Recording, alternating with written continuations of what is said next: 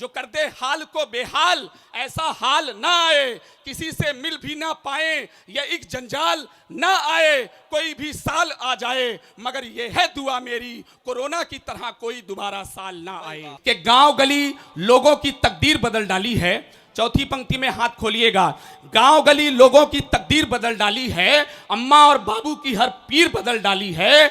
गांव गली लोगों की तकदीर बदल डाली है, अम्मा और बाबू की हर पीर बदल डाली है। और महावीर जी ने सत्य अहिंसा की वाणी से पूरे भारत की ही तस्वीर बदल डाली है।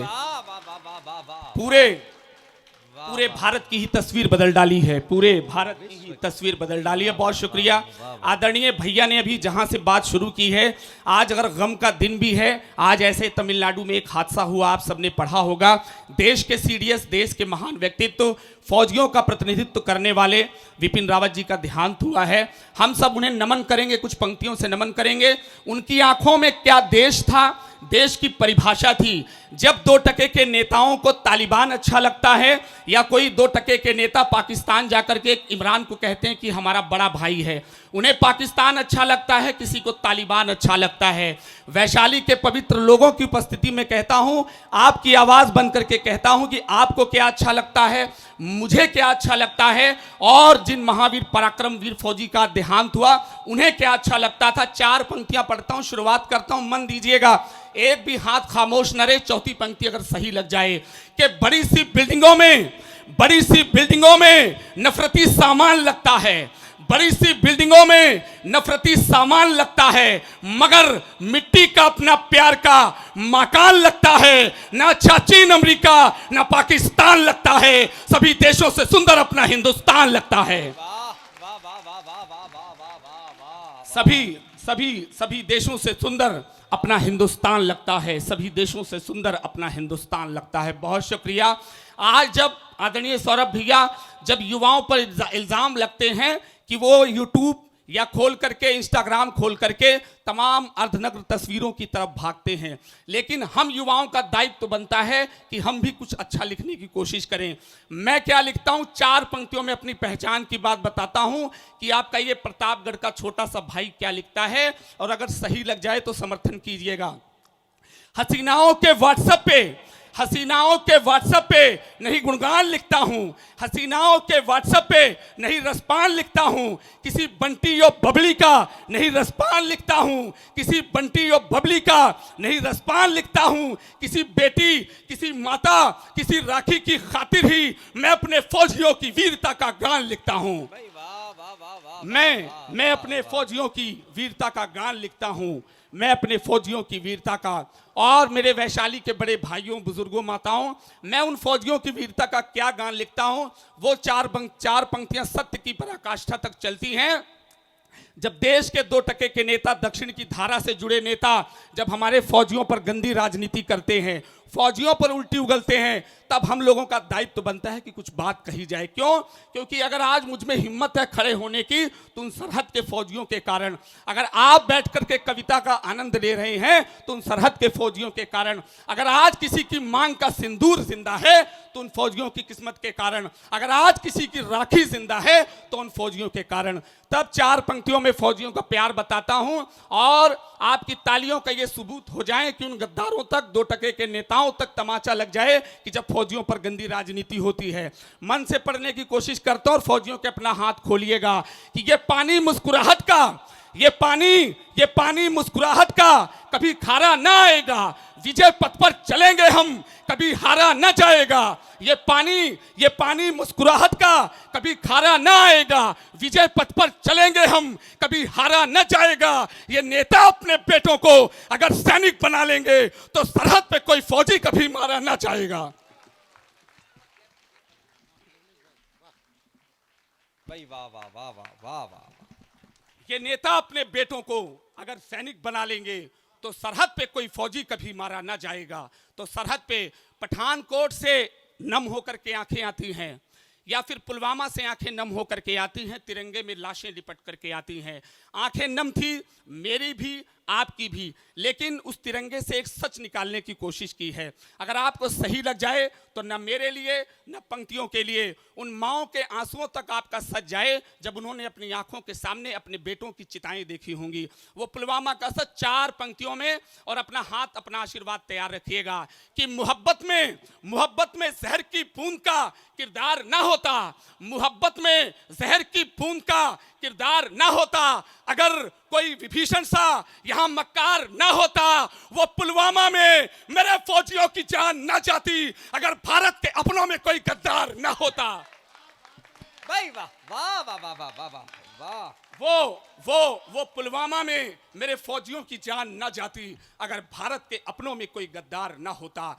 दक्षिण में एक ओवैसी के 2 टके के गद्दार नेता के मंच पर एक सभा हो रही होती है साहब, उनके सामने प्री प्लान्ड योजनाबद्ध तरीके से एक छोटी सी बच्ची आती है और वो पाकिस्तान जिंदाबाद का नारा लगा देती है। आपके अंदर गुस्सा खौला होगा, मेरे अंदर गुस्सा खौला। मैंने 4 पंक्तियों में जवाब देने की कोशिश की। आदरणीय दीदी बैठी हैं, आदरणीय पावन मंच है, आपकी उपस्थिति में अगर आपको सही लग जाए कि एक तरफ उस ओवैसी के मंच से पाकिस्तान जिंदाबाद लगा हो, यहां से क्या लगना चाहिए, वो 4 पंक्तियां, चौथी पंक्ति में हाथ उठा करके अपना आशीर्वाद दीजिएगा अगर ये जिंदाबाद, अगर उनका जवाब सही दे दूं कि गरम लू में खड़े फौजी का हर ईमान जिंदाबाद, गरम लू में खड़े फौजी का हर ईमान जिंदाबाद, ये जनगण मन, ये वंदे मातरम का गान जिंदाबाद, और मेरी सांसें चलेंगी जब तब तक कहूंगा मैं वो पाकिस्तान मुर्दाबाद के हिंदुस्तान जिंदाबाद। क्या बात है भाई, वाह वाह वाह वाह वाह वाह वाह। वो पाकिस्तान मुर्दाबाद, हिंदुस्तान जिंदाबाद। मैं जानता हूं समय की अपनी बहुत ही कमी है, अभी हमको वहां तक चलना है जहां तक आप बैठे हैं। मैं अपने काव्य पाठ को बहुत संक्षिप्त करते हुए, आदरणीय भैया ने जहां से बात की थी माँ की बात, 4 पंक्तियों में ये भी लिखा जा सकता है। आदरणीय माता बैठी है मेरे सामने, जब मैंने अपनी इस उम्र में उन कपूत बेटों को देखा जब वो माँ को अनाथाश्रम में छोड़ करके चले आते हैं, माँ घर में बीमार पड़ी हो तो उन्हें सुध लेने की एक भी उनके पास टाइम नहीं है, तब एक दृश्य मेरे सामने आया। उस दृश्य को 4 पंक्तियों में भैया मैंने बदलने की कोशिश की है, और अगर आपको सही लगे तो दुनिया की हर माँ के लिए अपना हाथ खोलिएगा, उनके चरणों में आपका आशीर्वाद चला जाए। एक दृश्य और ये 4 पंक्तियां कि दवाई या कभी भी सेब की फाड़ी न दे पाए, दवाई या कभी भी सेब की फाड़ी न दे पाए, कभी इलाज की खातिर कोई गाड़ी न दे पाए, कभी इलाज की खातिर कोई गाड़ी न दे पाए, वो अपनी प्रेमिका को गिफ्ट मोबाइल तो दे आए मगर घर में पड़ी माँ को कभी साड़ी न दे पाए। वो अपनी प्रेमिका को गिफ्ट मोबाइल तो दे आए मगर घर में पड़ी माँ को कभी साड़ी न दे पाए। मातृत्व शक्ति सामने बैठी हैं, मंच पर मातृत्व शक्ति का प्रतिनिधित्व कर रही आदरणीय बड़ी बहन अनामिका दीदी और दिव्या दीदी और तमाम हमारी मातृत्व शक्ति बैठी हैं। 4 पंक्तियां पढ़ता हूं और उसकी भूमिका में 4 पंक्तियां, जब मैं किसी गांव के किसी कोने में, गली में, नाली में पड़े किसी कोख में जन्मी अधमरी बच्ची का मुंह देख लेता हूं तो मैं अपने को रोक नहीं पाता। 4 पंक्तियां और उनकी भूमिका में 4 पंक्तियां, और दुनिया की हर बेटी बहन के लिए आपका हाथ खुले। यही दुखों को हरती है, यही तो मर्म लेती है, यही दुखों को हरती है, यही तो मर्म लेती है, यही लज्जा, यही इज्जत, यही तो शर्म लेती है। और बड़े ही शौक से बाबुल मेरे अक्सर कहा करते, किसी का भाग्य अच्छा हो तो बेटी जन्म लेती है। वाह वाह वाह वाह वाह वाह वाह। किसी का भाग्य अच्छा हो तो बेटी जन्म लेती है। और जिसकी भूमिका के लिए मैंने 4 पंक्तियां पढ़ी है वो मैं पढ़ता हूं। जब हमारे यहाँ ओलंपिक खेल होता है तो मेडल आते हैं, ये मेडल और आ सकते थे, क्यों पुरुषों की झोली में ही ज्यादा मेडल आए, ये हमारे महिलाओं की झोली में क्यों नहीं आ पाए। 4 पंक्तियां पढ़ता हूं कि दुती हीमा सी ढेरों और साईं लग गई होती, दुती हीमा सी ढेरों और साईं लग गई होती, विदेशों में स्वदेशी की विवाहें लग गई होती, विदेशों में स्वदेशी की विवाहें लग गई होती। अगर हम कोख में इन बेटियों का कत्ल ना करते तो भारत में भी मेडलों की ही लाइन लग गई होती।